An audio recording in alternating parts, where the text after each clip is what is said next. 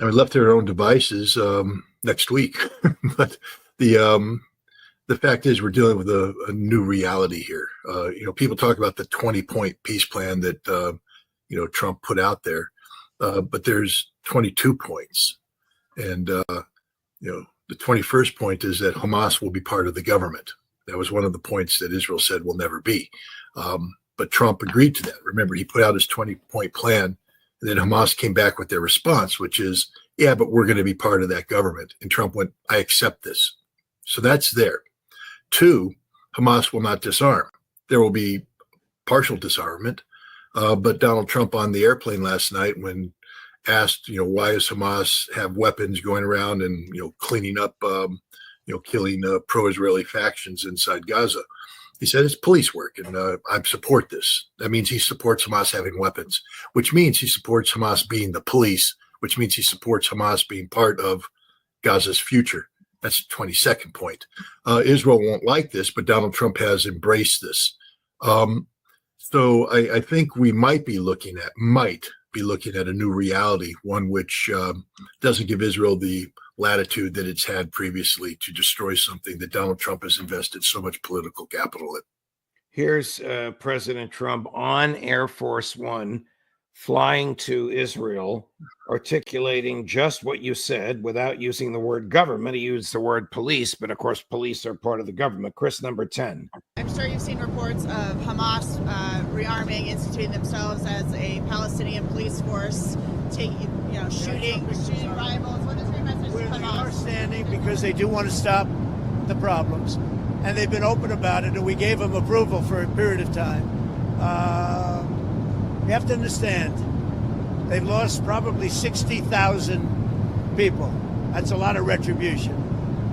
They've lost 60,000 people, and the ones that are living right now were, in many cases, very young when this all started. And we are having them watch that there's not going to be big crime or some of the problems that you have when you have areas like this that have been literally demolished. You have 2 million people, and probably it'll be less than that, but you have close to 2 million people going back to buildings that have been demolished. And a lot of bad things can happen. So we want it to be safe. I think it's going to be fine. Mr. President, who knows for sure, Katie, but I think it's going to be fine.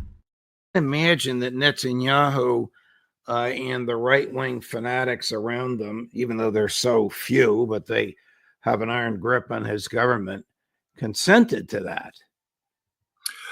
Well, I don't think they have a choice, Judge. We're dealing with a fundamentally new political reality.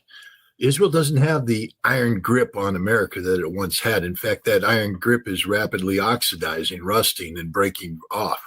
And if Israel's not careful, they could find themselves sitting on the outside looking in as American Christian evangelicals who once and currently still do form the core of the Christian Zionist movement that backs Israel. If they dump Israel, and they're heading in that direction, they're tired of this. They're tired of Israel first. They're tired of America second. And Donald Trump has invested a tremendous amount of political capital here. And these people are accepting this, buying into this. And if Netanyahu goes around and sabotages this, you could see what was a rapid, eroding of American support for Israel just turn to an absolute collapse. And that would be a disaster for Israel. So I think Netanyahu is dealing with a new political reality. It doesn't guarantee that he isn't going to do something stupid. But Donald Trump, we're coming up on midterms, and Donald Trump literally can't afford to be played as the fool by Israel in this case. And if he buys into this peace treaty, they just, the United States, Turkey, Egypt, just signed it as the guarantors. The guarantors. And then if Israel turns around and bombs after the president said, no, we allow them to be police, or says, we see them playing a role in the government, and Israel says, no, that's not good enough, we're going to bomb. That means that Israel's against peace. Israel's against Trump. Israel's against America. Well, here's what Trump said. This is October 10th, so it's last Friday. It's 3 days ago. It's in the White House.